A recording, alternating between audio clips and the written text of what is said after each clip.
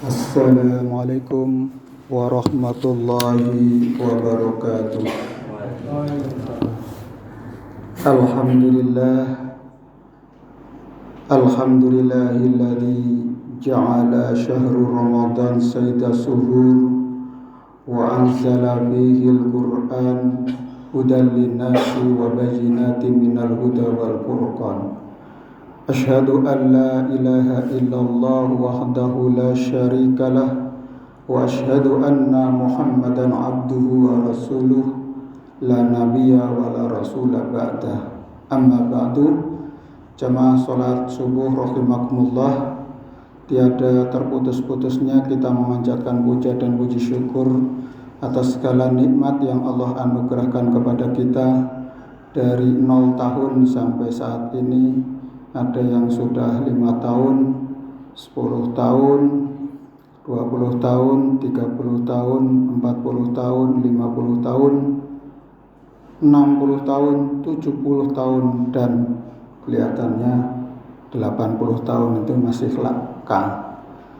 90 tahun semakin langka dan 100 tahun hanya beberapa orang saja yang tercatat di dunia ini, terutama di abad 21 ini yang usianya 100 tahun lebih. Maka kesyukuran kita harus terus mengalir sepanjang nafas masih ada di dalam diri kita. Jamaah rahimakumullah, salawat serta salam kita aturkan kepada junjungan kita Nabi Agung Muhammad SAW, yang juga kita terus istiqomah terus menerus untuk meneladani akhlaknya hingga kita memiliki akhlak yang mulia, akhlak yang terpuji, menjadi laku, menjadi hiasan diri kita sampai kita merasakan halawatul iman, manisnya iman kepada Allah Subhanahu wa taala.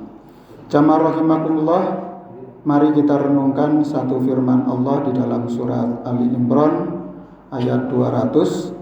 Allah berfirman, A'udzu billahi minasyaitonir rajim. Bismillahirrahmanirrahim. Ya ayyuhalladzina amanu sabiru wasabiru warabitu wattaqullaha la'allakum tuflihun. Jamaah rahimakumullah, di akhir ayat disebutkan la'allakum tuflihun, agar kamu beruntung. Semua orang di dunia ini itu mencari untung. Berbagai cara orang mencari keberuntungan. Ada yang dengan cara-cara culas, dengan cara-cara curang, dengan cara-cara tidak becek.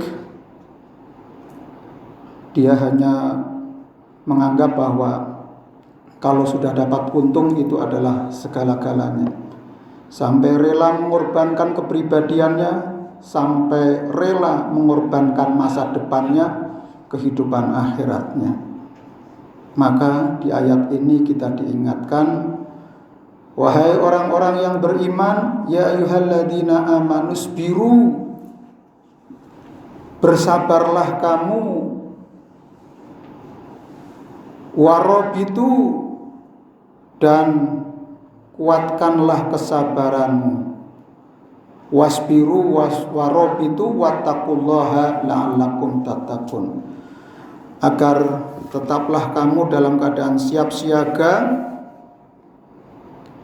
dan takutlah kamu kepada Allah agar kamu beruntung. Jadi kalau orang itu sabar di dalam makna ini adalah sabar dalam segala hal. Sabar dalam arti yang dinamis, bukan pasif. Jadi sabar bukan berarti adalah pasrah, bongkoan, tapi adalah sabar yang penuh dengan kesiapsiagaan, mengantisipasi segala sesuatu yang negatif, mengantisipasi segala sesuatu serangan musuh. Karena ini ayat ini terkait dengan bagaimana menghadapi orang-orang kafir ya. Nah, ayat ini merupakan perintah Allah kepada orang-orang yang beriman untuk memiliki sifat-sifat yang mulia. Sifat yang pertama adalah sabar. Memiliki kesabaran dalam menghadapi kesulitan dan kesulitan. Jadi hidup kita itu dari kesulitan satu ke kesulitan yang lain.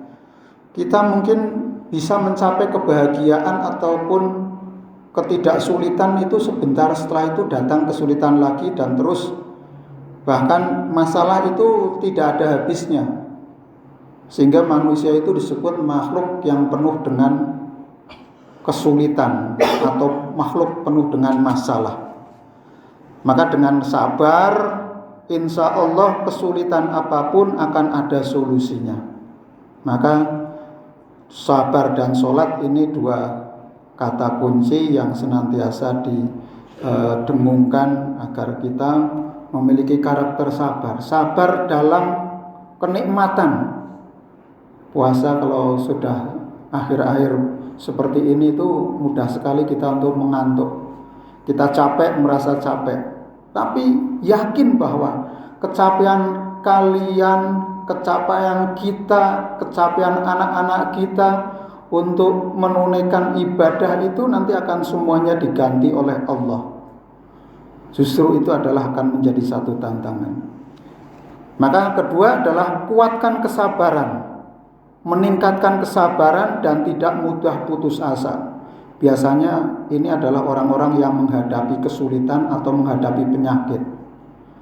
Penyakit itu ya pada usia tertentu nanti kita akan mengalami sendiri-sendiri sesuai dengan historis atau sejarah kesehatan kita, sesuai dengan data-data kesehatan yang kita miliki. Nah, maka kita harus siap ketika Allah menguji dengan kesakit atau sakit yang menaun, disitulah ladang ibadah kita, ladang amal.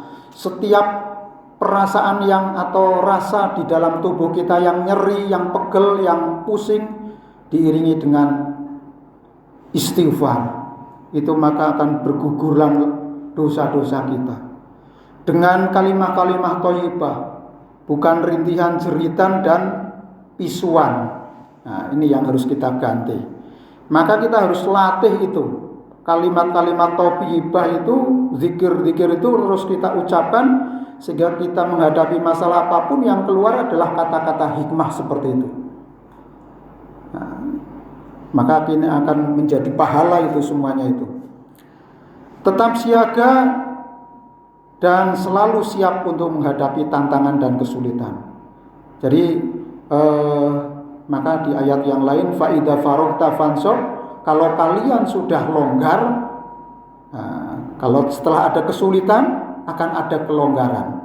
Setelah kosong ya kita akan isi dengan sesuatu yang lebih baik. Setelah lebaran kita kembali lagi untuk beraktivitas sedia kala, untuk melakukan kebaikan selama kehidupan. Maka apabila kita mempunyai kesabaran itu dilipat gandakan kekuatannya untuk menghadapi segala kemungkinan, dan kita tetap siaga, selalu siap menghadapi tantangan, kesulitan maupun hambatan-hambatan yang akan silih berganti dalam kehidupan kita. Termasuk juga mungkin tantangan berupa kesulitan, berupa penyakit, berupa musibah yang kita tidak tahu apa yang akan terjadi besok. Maka takut kepada Allah, di mana memiliki rasa takut kepada Allah dan selalu berusaha untuk menjauhi dosa dan maksiat, inilah kunci akan kita capai keberuntungan dan kesuksesan di dunia dan akhirat. Kupat siram santen sedaya kelepatan nyuwun pangapunten billahi fisabilil haq. Wassalamualaikum warahmatullahi wabarakatuh.